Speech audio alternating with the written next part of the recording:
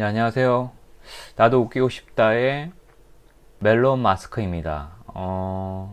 제가 한 4편 정도 탁재훈 레전드 분석을 좀 했는데, 탁재훈도 탁재훈인데 오늘은 제가 좋아하는 개그맨 중에 하나, 그까이 그 대충 아시죠? 되게 좋아하는데, 장동민도 레전드 찾아보면 엄청 많이 있거든요. 근데 야, 이거는 탁재훈도 레전드 영상 볼 때마다 웃긴데 장동민도 볼 때마다 웃겨요. 그래서 탁재훈의 식상하신 분들을 위해서 중간에 제가 이제 장동민을 좀 갈아타서 다시 탁재훈 할 거예요. 장동민도 몇 편 보여드리고 탁재훈 분석을 좀 해보겠습니다. 뭐 역시 지향하는 바는 해리처럼 이렇게 웃고 남들을 웃기고 싶다라는 이제 여러분도 할 수 있습니다. 뭐 제가 시작하기 전에 매번 중간중간에 새로운 영상들을 좀 책을 좀 소개하고 있는데, 제가 지금 기침이 좀 나오고 있는데 한 3주 가고 있어요. 그래서 하필 이 시기에 계속 기침을 하니까 저도 좀 고민. 근데 살아있죠. 열은 없어요. 아직 살아있습니다. 다행인 것은 바이러스가 전파를 통해서는 전염이 되지 않는다. 그러니까 여러분께서는 제 영상을 들으시더라도 고막이 좀 아플 뿐 여러분의 폐에는 전혀 지장이 없을 테니까 걱정하지 마시고.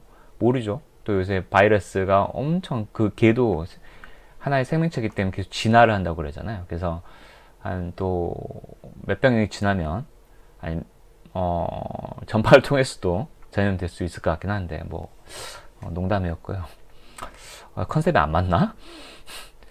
예, 웃겨야 되는데. 일단은 책을 하나 소개해 드릴게요. 부자의 운이라는 책인데, 일본 최고의 부자라고 합니다. 여기 밑에 써있죠. 일본 개인 납세 연속 랭킹 1위 갑부의 운 경영 입문서. 운은 힘이 셉니다. 실력보다 셉니다. 이 책이 엄청납니다. 그래서 보시면 프롤로그에 모두가 사이토 히토리가 될 필요는 없다. 이 저자가 사이토 히토리죠. 그리고 5가지 키워드로 웃음, 행복, 돈, 기회, 관계라고 하는데, 뭐 결론적으로는 이 사람은 그래요. 이 사람은 뭐 책 뒤에 있는 본문 중에 있던 책 내용이 이게 있어요. 그러니까 우리가 이제 보통은 부자라 그러면은 실력이 뛰어나야 되고 성실해야 되고, 그런데 이 사람 책 뒤에 이렇게 써 있습니다. 운 좋은 사람이 부지런한 사람이 이긴다. 저는 중학교 밖에 졸업하지 못했습니다. 장사하는 집안에서 자랐기에 장사에 대해 어느 정도는 알고 있었지만 사업 수완이 특별히 뛰어났던 것은 아닙니다. 그런데도 일본에서 소득세를 가장 많이 내는 사람이 되었습니다. 이건 단순히 운이 좋아서입니다. 겸손을 떠는 게 아니라 저는 정말로 운이 좋은 사람일 뿐입니다. 예전부터 제가 입버릇처럼 하는 말이 나는 운이 좋다 였습니다. 운이 좋은 사람이 되고 싶다고요? 방법은 무척 간단합니다. 그저 운이 좋다, 운이 좋다라고 말하면 됩니다. 운이 나쁜 사람이란 스스로를 운이 나쁜 사람이라고 생각하는 사람일 뿐입니다. 운이 좋은 사람과 운이 나쁜 사람의 구분은 이처럼 사소한 차이에서 비롯됩니다. 멋지지 않나요? 그리고 맨 밑에 이렇게 써 있습니다. 당신은 원하는 만큼 운을 끌어당기는 방법을 알고 있습니까? 멋지죠. 사실 이거를 어디서 만났냐면 책추남 유튜브에 쳐보면 나옵니다. 책을 추천한 남자의 줄임말인데, 우연찮게 이 사람의 유튜브 채널을 들었어요.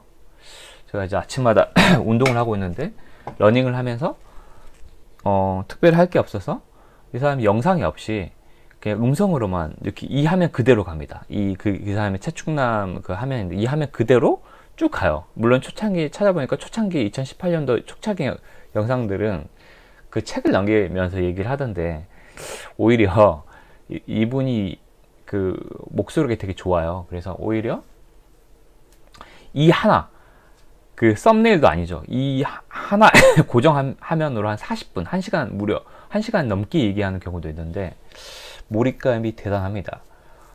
계속 듣고 싶다.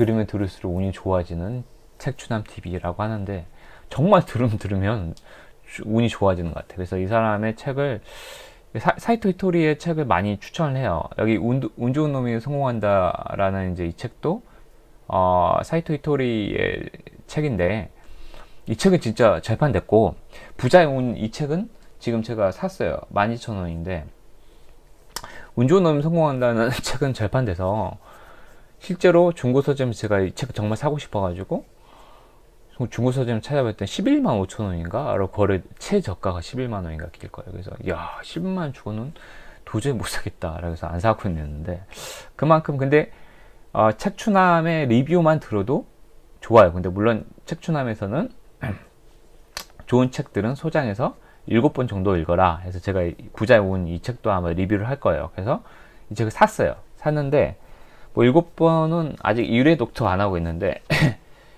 왜냐면 1회 독도 안 한 이유가, 책추남 TV에서 추천하는 책들이 이런 종류의 책들 많이 추천해 주거든요. 그래서 그것만 듣기에도 좀 시간이 부족하다 라는 생각이 많았고, 일단 사놓고 틈틈 보려고 합니다. 7번 볼 거예요. 뭐 말이 좀 길었는데, 예를 들어서 오늘 이런 일이 있었습니다. 오늘 보고할 일이 있어가지고 제가 이제 부사장님을 모시고 있는데, 다이렉트를 부사장님한테 보고할 게 있었어요. 보고하고 갔는데 엄청나게 깨졌습니다. 그래서 약간 하도 뭐라 하셔가지고 서 있는데, 약간 뭐랄까, 다리가 후달 걸린다 그럴까? 그 정도로, 너는 왜 이렇게 말을 못해? 라고 할 정도로 저를 이제 몰아붙이시는 거예요. 그래서 제가 옛날 같았으면 이런 날은 유튜브를 찍지 않고 술을 퍼마시고 있겠죠. 그래서 신세 한탄했을 거예요. 아니, 뭐 자기 생각, 내가 그렇게 목을 못하나?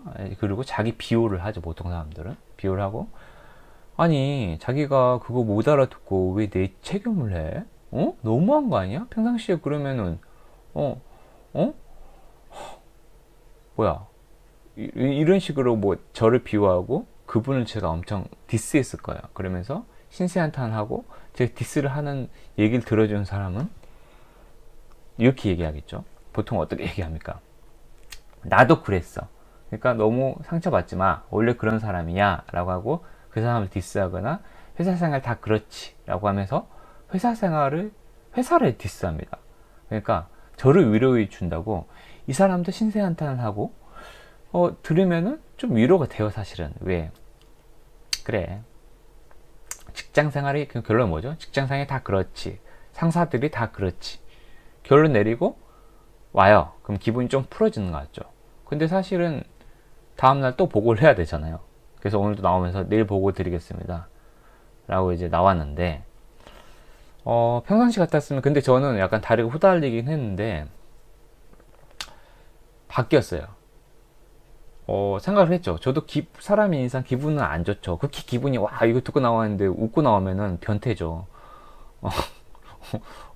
제 유튜브 제목처럼, 부사장님의 애드립을 들었기 때문에, 그 애드립이죠. 순식간 저를 이제 깨는 애드립을 들었기 때문에, 저는, 뛰어난 애드립을 들었기 때문에, 기분이 좋아.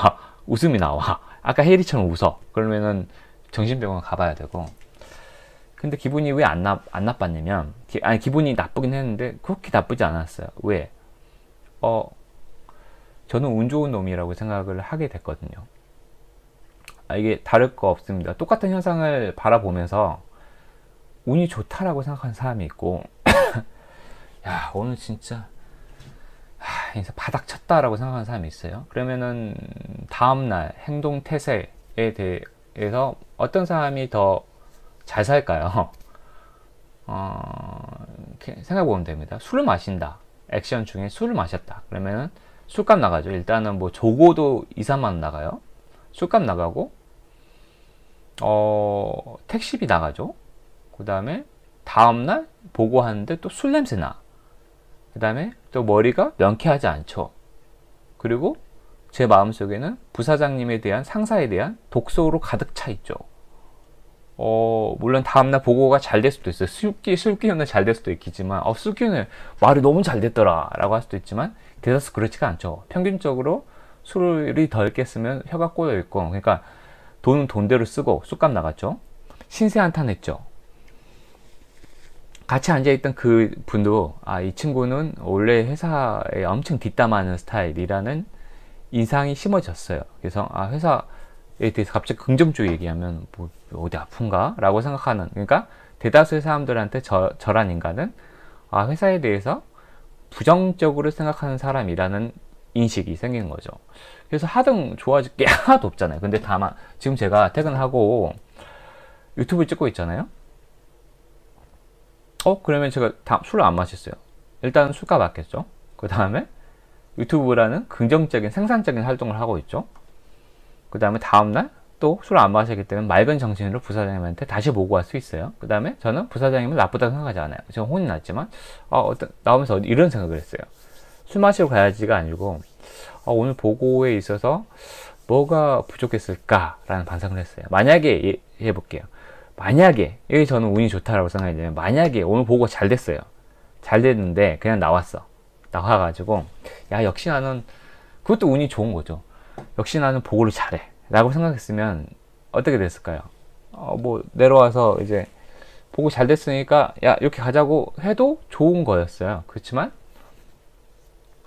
오늘 보고가 좀 잘 안 된 걸 보고 보고서의 양식이라든지 이런 걸 좀 바꿨거든요. 그러면서 제가 어떤 생각을 하게 될까요? 이런 보고서로는 보고가 꼬이게 마련이구나 하면서 보고서를 좀 더 쉽게 보고하기 용이하게끔 쉽게 고쳐야겠구나 라는 생각을 했고, 내가 오늘 말하는데도 좀 부사장님 헷갈리게 했던 워딩들이 있었겠구나 라고 해서 오늘 좀 자신 돌아봤어요. 그리고 내일 솔직히 약간 좀 두렵긴 해요. 근데 저는 잘 될 거라고 생각합니다. 왜? 오늘 제가 반성을 했잖아요. 그리고 또 오늘 술을 안 마셨고 내일 맑은 정신으로 부딪힐 거기 때문에, 그리고 또 저는 운이 좋습니다 라고 생각하기 때문에 내일 또 부딪혀, 내일 또 혼나요. 그러면 또 뭔가 부족한 거겠죠. 근데 3번 예를 들어서 제가 또 내일 혼나서 또 모레 또 혼나요. 그러면은 부사장님이 저를 바보라고 인식할까요? 아니죠.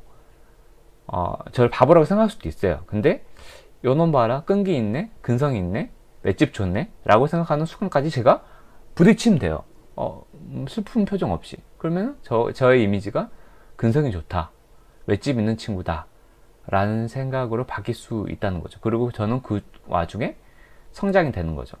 오늘도 또 북 리뷰 때문에 말이 길었는데 이건 되게 중요한 얘기라서 제가 말이 길었습니다. 이제 곧 애드립으로 들어갑니다. 그래서 제 얘기도 중요하지만 강력하게, 그래서 뭐 책추남 홍보냐, 저는 책추남한테 돈 한 푼도 안 받았어요. 근데 홍보 맞습니다. 홍보 맞고 광고 맞습니다. 정말 들어보세요. 인생이 바뀝니다. 제가 작년 말까지만 해도 인생에 대해서 되게 부정적으로 보는 사람이었어요. 왜 이 얘기 이렇게 길게 하냐, 저희 오늘 내용하고 좀 맞아 있습니다. 몇 차례 저한테 이제 뭐 댓글 거의 안 달지만 한 분이 달았다고 제가 말씀드렸잖아요. 유머는 연습이 아니고 타고나는 거다 라고, 그분 말이 맞을 수도 있어요. 근데 우리가 타고난다, 재능 탓으로 하면 우리가 지금 인생에서 할 게 하나도 없잖아요. 솔직히 어차피 탁재훈이나 노문, 그리고 장동민이라는 사람은 원래 예능 감각이라든지 개그 감각을 애초에 엄마 뱃속부터 가지고 태어난 거야. 근데 나는 엄마 뱃속에 있을 때 이미 재미가 없는 종자로 태어난 거야 라고 이제 생각을 해요. 그러면은 연습할 필요가 있을까요? 할 필요 없죠. 이거는 어떤 논리와 똑같냐, 애초에 서울대, 연세대, 고려대, 스카이 갈로면 정해져 있다. 그러면은 중고등학교 때 연습 공부를 열심히 할 필요가 없죠. 연습할 필요가 없잖아요. 마찬가지입니다. 나는 부자가 될 것이야 라고 생각하고, 나는 운이 좋은 놈이야 라고 생각하고 열심히 노력하는 사람의 미래와 똑같죠. 나도 탁재훈처럼 될 수 있어. 난 탁재훈 아니야, 나는 원래 재밌는 사람인데 아직 연습이 부족해서 발현이 되지 않았을 거야 라고 생각하는 사람하고 미래는 천지 차이라는 겁니다. 그래서 제 말을 믿으십시오. 진실로 저는 몇 년간의 연습을 통해서 정말 재밌는 사람이 됐어요. 진심으로. 제가 어렸을 때부터 진짜 타고났을 수 있어요. 그건 저는 알 수 없죠. 타이너머신을 타고 가지 않는 이상. 근데 저는 연습을 통해서 정말 여기서 제가 소개하는 이 책의 연습 방법을 통해서 정말 애드립이 뛰어났고 주위에서 인정을 해요. 아, 어떻게 저렇게 되게 재밌다. 사실 제가 뭐 개그맨 수준은 아니에요. 근데 일반인 수준에서는 상당히 레벨이 높다라는 평가까지 받았어요. 솔직히 저렇게 솔직히 그래서 솔직히 제 신입사원 시절에는 밑에 정말 저보다 몇 년 사원 분들이 와서 어떻게 하면 이렇게 입담이 세냐라는 얘기를 할 정도로 장난 아니었습니다. 지금 제가 이제 좀 나이도 먹고 인생 경험이 좀 많다 보니까 이제 깝치질 않죠. 제가 깝친다 그러는데 조금 인생에 좀 철학적 깊이도 있고 그러니까 제가 좀 진중해졌을 뿐이지 사실은 애드립의 본능 같은 건 아직도 남아 있습니다. 그래서 이걸 들으시면 여러분들도 분명히 제 말을 진짜 믿으세요. 분명히 운이 좋아질 수 있고 애드립의 천재가 될 수 있습니다. 그럼 본격적으로 시작하겠습니다. 15분 이내. 자, 오늘 왜 제가 장동민으로 했냐를 설명하면 사실 호통개그의 1인자 박명수가 있는데 저는 사실 장동민이 처음에 이렇게 등장했을 때 너무 좋더라고요. 그까이 대충 하는데 장동민이 욕하는 사람도 있어요. 근데 욕하는 건 너무 솔직하기 때문에 그래요. 이 사람은 솔직히 가식적이지 않아요. 속 시원하잖아요. 그리고 내가 우리 사회생활을 하다 보면은 인간관계를 하다 보면은 가식적이 되거든요. 그리고 내가 하고 싶은 말을 못하는 경우가 있는데 얘는 다 해. 대리만족이라 그러죠. 호통개그가 되게 히트를 쳤던 것도 대리만족이. 나는 저렇게 나도 상사한테 막 말하고 싶다. 오늘 제가 모셨던 보고를 서류했을 때 입장 바꿔서 나보고 못한다 하지 말고 네가 해봐 라고 말하고 싶죠. 솔직히 이런 감정들이 누구나 있는데 이거를 대놓고 얘기해 준다는 거죠.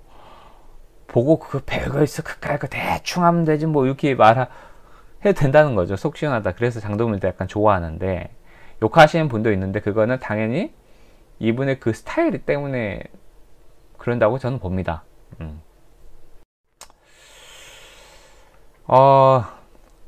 본격적으로 들어가면은 이제 애프터스쿨 그러니까 이때 오렌지 카라멜 시절이었죠.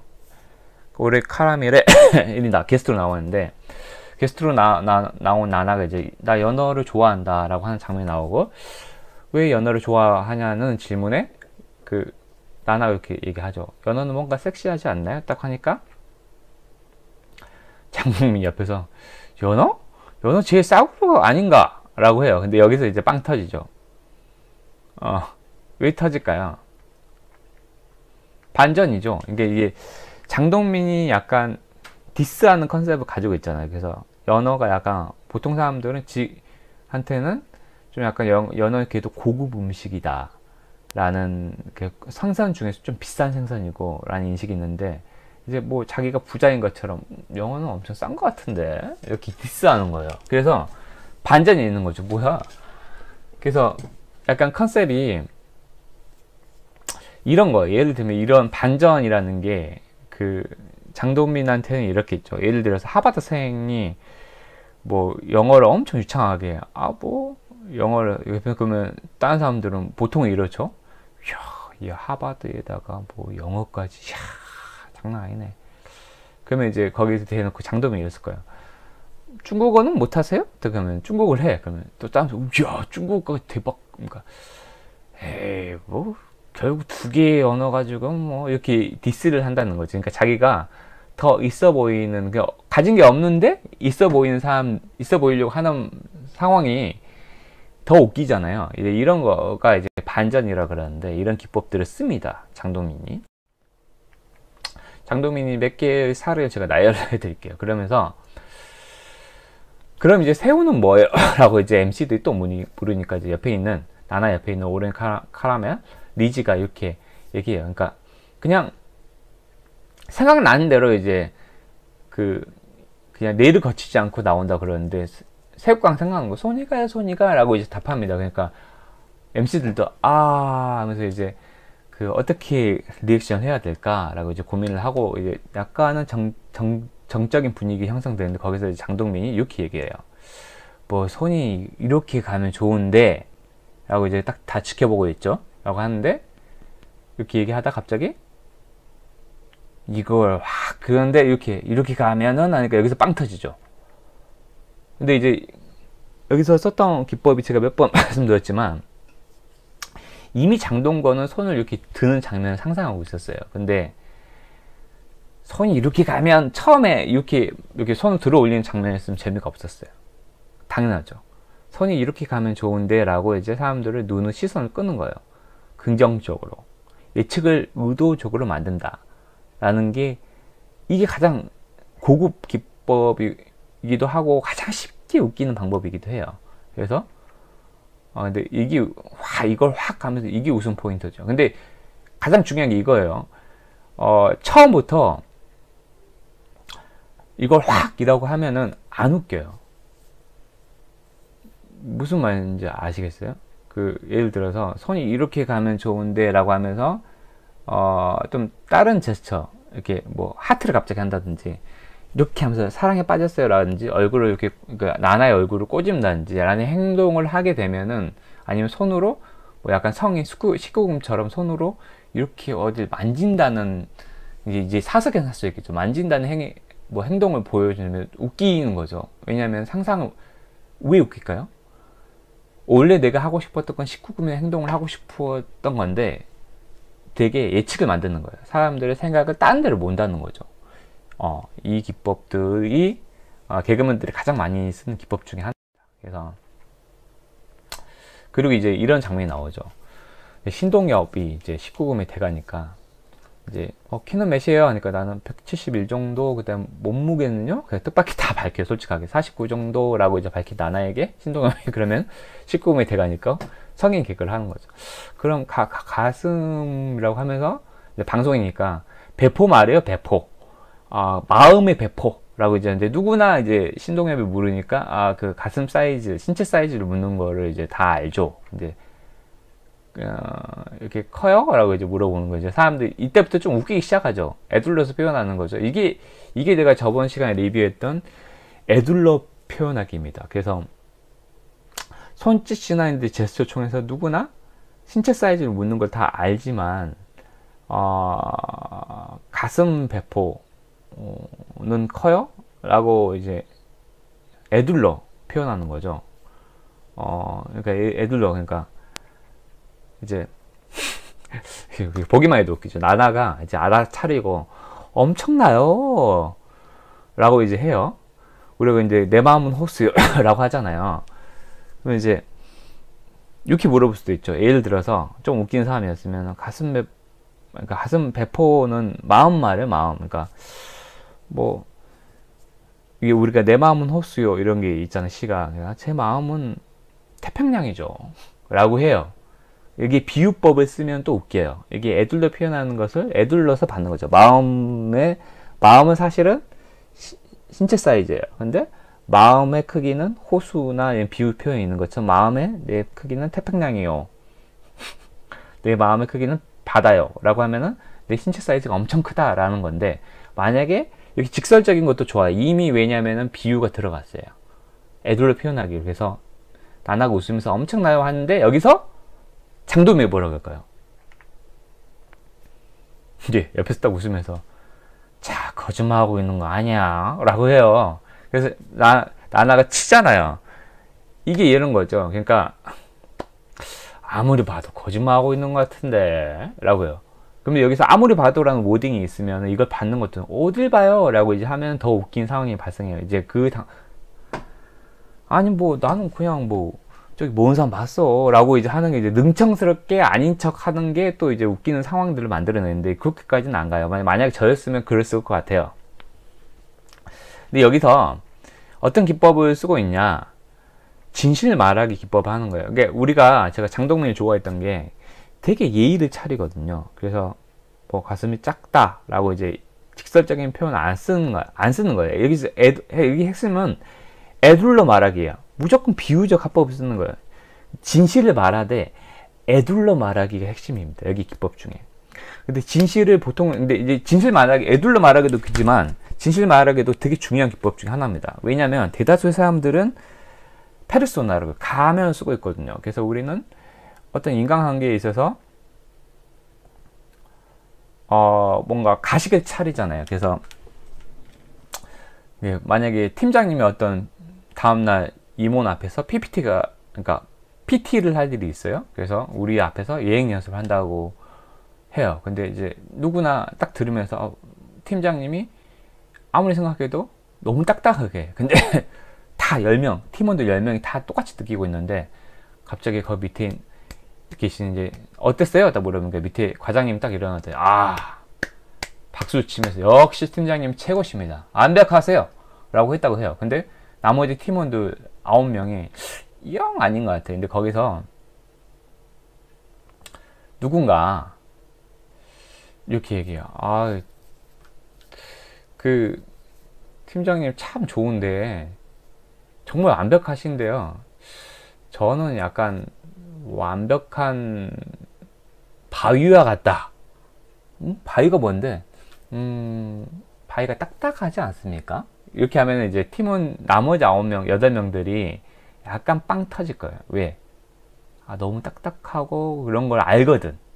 이게 애둘러 말하기의 기법입니다. 그러니까 진실을 말하되 약간은 애둘러 말하는 게, 이게 진실을 근데 일단은 대놓고 얘기하는 것도 웃겨요. 팀장님한테 저렇게까지 얘기할 수 있다는, 그게 너무 웃긴 거죠, 상황이. 그래서 진실 말하기는 사실은 효과적인 디스이기도 하면서 효과적인 웃음 기법입니다. 그래서 사실은 이거 다시 들어갑니다. 성공한 리더를 위한 유머 기법 7가지를 제가 기반으로 하고 있죠. 그래서 여기서 어디 나오냐, 5장의 10가지 연습 방법 중에 9번째 기법, 두 마음 표현하기 기법이 나옵니다. 그래서 세일즈 A와 고객 B의 대화를 겉말과 속말로 나눠서 표현하면 이런 게 있어요. 안녕하세요, 세일즈맨이 좋은 물건 하나 가져왔습니다 하면서 아이고 피곤한데 인사하기도 귀찮네. 이게 이제 그 개그 프로에 보면 많이 하죠. 그 다음에 고객이 이거 뭐 흔한 물건이네요, 얼만데요? 라고 이제 얘기해요. 근데 속으로는 좋다고 하면 당연히 안 깎아주겠지 라는 이제 이중적인 마음이 계속 있다는 거죠. 이런 거를 사실 이 이중적인 마음을 캐치해내고 드러내는 게 웃기다는 거죠. 이런 상황도 만드는 게, 예를 들어서 소개팅 자리에서 서로를 탐탁치 않게 여기는 남녀의 대화를 상상해 볼까요? 라고 이제 해보겠습니다. 정말 마음에 안 들어요. 누가 봐도 되게 웃긴 개그맨 여자애가 나왔어. 그러다가 이제 근데 남자는 좀 잘생겼어, 조인성이야. 그러면 이제 여자가 되게 적극적이에요. 못생겼는데, 예를 들어서 이런 상황, 웃긴 거예요. 이 상황이 되게 웃기잖아요. 여기서 그 약간 못생긴 좀 외모가 좀 안 되는 여자애가 적극적으로 어머 아까 영화 좋아하신다 그러면 다음 주에 뭐 하세요? 다음 주에 어벤져스 그 개봉하던데. 그러니까 저는 다음 주는 저는 어벤져스는 좀 약간 그 히어로물 같은 건 별로 안 좋아해서 안 보고 있습니다 라고 이제 그런 상황들, 애둘러서 얘기하는 표현들이 너무 웃기는 그런 상황들이 많이 나오잖아요. 그래서 두 마음 표현하기엔 기법인데, 사실 제가 제 1편에 제가 책을 엄청 재미도 공부했다고 그랬잖아요. 근데 사실은 이 재미의 경계라는 이 책이 엄청납니다. 사실은 여기서 이중구조라는 발견을 하거든요. 이 사람이 어떤 석사나 박사 아니에요. 근데 거의 이 재미의 경계의 책을 보면은 재미에 대해서는 엄청나게 연구한 사람이에요. 그래서 이중구조라는 이런 이론을 얘기하는데, 사실 장동민 기법을 썼는데 제가 명확하게 이번 기법에 대해서 예측 무너뜨리기는 명확한 겁니다. 근데 그 뒤에 기법들이 좀 명확하지가 않죠. 두 마음 표현하기라고 제가 약간 우거지로 우걱다짐으로 좀 끼워 맞춘 게 좀 있는 것 같아요. 근데 이거는 이 이중구조라는 기법을 좀 쓴 거예요. 무슨 소리냐? 한번 읽어 드리겠습니다. 책 추남 좀 따라하기입니다. 이중구조란 이야기를 듣거나 읽는 사람의 관심을 이끌어 나가는 주된 이야기인 드러난 이야기와 그 뒤에 감추어진 숨은 이야기의 격구조를 말한다. 예를 통해서 이해해보자. 이제 이야기 들어갈게요. 야자 시간에 귀에 이어폰을 끼고 노래 듣는 것을 제일 싫어하는 무서운 우리 학생 주임. 어느 날 내 친구는 야자 시간에 귀에 이어폰을 끼고 노래 들으면서 퍼즐러 자다가 학생 주임한테 걸렸다. 기가 막힌 우리 학생 주임. 퍼즐러 잔다는 것보다는 노래 들었던 게 더 화가 난 학생 주임이 내 친구에게 소리쳤다. 이 자식이 죽으려고. 야, 너 지금 뭐 들었어? 우리들은 당연히 그 녀석이 공부하다가 잠깐 노래 좀 들었습니다. 죄송합니다. 라는 정도의 말을 할 걸 기대하죠. 하면서 학생 주임에게 용서를 구할 것으로 예상했다. 그러나 그 녀석의 기가 막힌 대답. 잠들어서 못 들었는데요. 이렇게 얘기하면 빵 터지죠. 이걸 분석을 어떻게 해놓냐. 필자에게는 꽤나 우스웠던 이 이야기들은 너무 짧고 단순해서 이중 구조가 없는 것처럼 보일지 모르겠다. 그러므로 지루할지 모르지만 각각의 경우에 대해서 설명을 해보겠다. 첫 번째 이야기죠. 공부 시간에 노래를 들은 학생의 이야기에 드러난 이야기는 분명하다. 어떤 학생이 음악을 들으면서 자다가 무서운 선생님으로부터 지적받고 추궁당하는 것이다. 이게 드러난 이야기예요. 특히 학생이 공부 시간에 자는 것보다 노래 듣는 것을 지극히 싫어하는 선생님이 추궁하고 있다는 것이 여기서 가장 중요하다. 한편 여기에서 숨은 이야기는 무엇인가? 그것은 자는 사람은 아무것도 듣지 못한다는 것이다. 이게 숨은 논리예요. 한 가지 논리가 더 숨어 있다는 거죠. 그러니까 밑에 수면에 우리가 빙하의 일각이라고 했는데 그 밑에 드러난 빙하 밑에는 이 논리가 형성되고 있다는 거죠. 그것은 서로에게 공유되어 있는 경험이다. 웃음에서 특히 이중 구조만이 활용되는 까닭은 삼중 구조나 사중 구조와 같은 복잡한 구조는 많은 사고력을 필요로 한다는 이유 때문이기도 하다. 생각을 많이 하면 웃음이 잘 나오지 않는 것은 인간 신경체계의 상호작용과 관련이 있다. 즉 생각을 많이 해. 이거 야 내가 이렇게 설명을 해야 웃기니?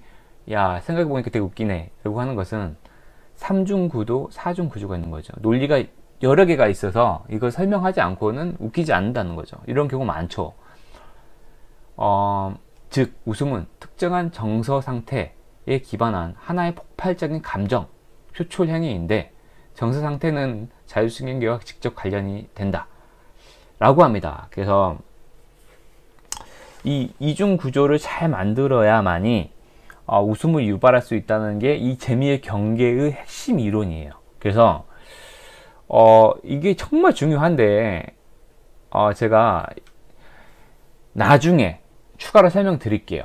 지금 제가 장동민에게 애둘러 표현하기라든지 몰아가가지고 예측을 무너뜨리라는 기법이라든지 아니면 약간 솔직히 디스하는 거라든지 아니면은 아까 말씀드렸던 컨셉 잡기, 부자 컨셉 잡기라든지 이런 게 되게 중요해요. 그래서 우리가 대학생활 하거나 할 때 우리 사회생활 할 때는 마찬가지입니다. 제가 애주가 컨셉, 술 마시면은 폭주하는 컨셉을 잡아.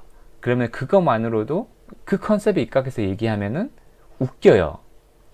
얘는 무슨 회의만 하면 자는 컨셉이라든지 아니 뭐 약간 뭐든 약간 뭐 따분하게 한다는, 얘 무슨 얘기만 뭐 따분해 라는 컨셉을 잡는 게 그 사람 웃겨요. 그 사람은 그 컨셉으로 계속 먹고 사는 거거든. 그래서 이 컨셉을 잡는 것도 상당히 중요합니다. 그래서 예능에서 야, 이 컨셉 제대로 잡아야 돼 라고 하는 것을 예전에는 예능에서 솔직하지 않았기 때문에 드러내지 않았죠. 근데 요새는 드러내는 이제 예능이거든. 그래서 시대가 바뀌기도 했지만 이런 거를 드러내므로써 계속해서 이중 구조를 만드는 거예요. 이거 너는 컨셉을 계속 만들어야 돼 라는 것을 또 대놓고 겹겹이 이중 구조를 쌓아가는 겁니다. 되게 말이 좀 어려울 수 있는데 이만큼 그 웃음이나 유머에는 기본적으로 논리가 있고 있다는 거죠. 물론 아무 말 대잔치가 웃기기도 해요. 왜냐하면은 근본이 없다 라는 게 웃기거든. 근데 근본이 없다고 막 춤춘다고 해서 막 웃기지는 않아요. 어떤 컨셉이 있어요. 그리고 막 춤을 추고 나서 어떤 한 사람이 내가 괜히 나왔어 라든지 이런 걸 한마디 해주는 게 빵 터지는 요인 중에 하나거든요. 이제 이런 거를 제가 이제 계속해서 반복해서 저는 이제 이런 거를 지금도 즉흥적으로 제가 이렇게 말을 하고 있잖아요. 이런 것은 왜 나오냐? 오랫동안 이걸 제가 공부를 엄청 많이 했거든요. 이 책을 제가 두 권을 끝낸 게 아니고, 이게 좀 저는 프로이트의 농담과 무의식의 관계라는 책도 보고, 앙리 베르그송의 웃음이라는 책도 보고, 개그에 대한 책들을 엄청 많이 봤습니다. 많이 보고, 본 걸로 끝난 게 아니고, 저는 노트 테이킹을 했다니까요. 그래서 요새 제가 그 유산스에서 놀면 뭐하니라고 해서 역주행해서 보고 있는데, 그 어르신들 두 분, 작곡가하고 편곡자 이름은 잊어버려. 정차르트, 정이든 분하고 박토벤, 이 두 분 나오는데 너무 웃기잖아요. 근데 제가 그러니까 정차르트 이분이 참 웃기더라고요. 이분의 유머 기법도 한번 소개해 드릴게요. 이분은 연륜을 기반으로 하는 유머를 쓰긴 하는데, 이분의 기법들이 상당히 웃겨요. 이분을 보면서 제가 웃기시는 어르신이네 라고 생각하면서 상당히 정교한, 잘 다듬어진 유머 기법을 쓰고 있구나라는 걸 제가 엄청 느꼈어요. 박토벤 분은 그냥 그 아저씨가 좀 웃긴 아저씨고, 정차르트 이분은 상당히 정교하게 논리적으로 성공 확률을 높은 유머 기법을 구사하고 있어요. 그래서 제가 상당히 놀랐어요. 이분은 왠지 나를 보는 것 같다라는 생각 많이 했어요. 근데 이분 되게 웃기거든요. 근데 그 기법도 한번 나중에 분석을 해보겠습니다. 제가 그분을 진짜 보면서 이분 한번 분석을 해보고 싶다는 생각을 했어요. 물론 젊은 분들이나 유튜브를 시청하시는 분들이 그분을 아는지 모르겠어. 근데 전 되게 재밌게 봤습니다. 이분 영상을 언젠가는 리뷰를 하겠다라는 예고를 하면 나도 웃기고 싶다. 웃길 수 있습니다. 제가 말씀드렸잖아요. 여러분들은 충분히 웃길 수 있고, 이렇게 나의 어깨를 치게 만들 수 있어요. 미녀를 옆에 두고 개그맨들의 와이프나 애인이 되게 미녀라고 하잖아요. 미녀를 곁에 두고 싶으십니까? 그러면은 애드립의 천재가 되십시오. 그리고 제 영상을 구독하시고 끝까지 시청하시고 항상 응원해 주시면은 여러분들은 미녀와 결혼할 수 있습니다. 미녀와 결혼하는 야수가 되고 싶다고요? 그러면 어떻게 하셔야 된다고요? 좋아요, 구독 꾹꾹. 감사합니다. 오늘도 정말 들어주셔서 감사하고, 여러분 정말 부자가 다 되실 거고, 여러분 모두 운이 좋으실 거고, 행운이 넘치실 겁니다. 정말 감사합니다.